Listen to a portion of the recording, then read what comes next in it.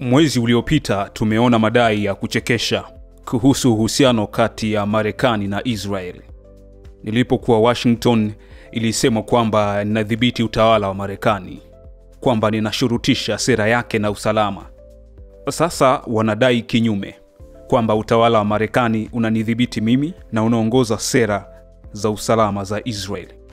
Israel ni taifa huru, Marekani ni taifa huru. Uhusiano kati yetu ni uhusiano wa washirika. Umefikia kiwango cha juu kabisa. Ulijitokeza pia katika ushirikiano wa kiutendaji katika sehemu ya pili ya operesheni ya Mkalavi. Ulijitokeza pia na ulitokea hivi karibuni katika kuachiliwa kwa mateka wetu wote wakiwa hai huko Gaza, na bila shaka katika juhudi za kurudishwa kwa wafu wote, na katika nyanja nyingine pia tunabadilisha sura ya Mashariki ya Kati pamoja. Lakini nataka niweke jambo moja wazi. Sera yetu ya usalama iko mikononi mwetu. Hatuko tayari kuvumilia mashambulizi dhidi yetu.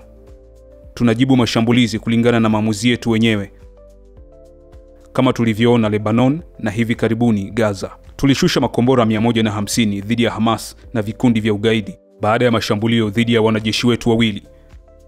Na bila shaka tunazuia hatari zinapoanza kujitokeza kabla hazijaweza kutekelezwa, kama tulivyofanya jana tu katika ukanda wa Gaza. Hatuombi idhini kutoka kwa mtu yeyote kwa hili. Tunadhibiti usalama wetu wenyewe. Pia tumeweka wazi kwamba kwa upande wa vikosi vya kimataifa, Israeli itaamua ni vikosi gani ambavyo haviwezekani kukubalika kwetu, na ndivyo tunavyofanya na tutaendelea kufanya. Hii bila shaka inakubalika pia na Marekani, kama wawakilishi wake wakuu walivyoonyesha katika siku za hivi karibuni.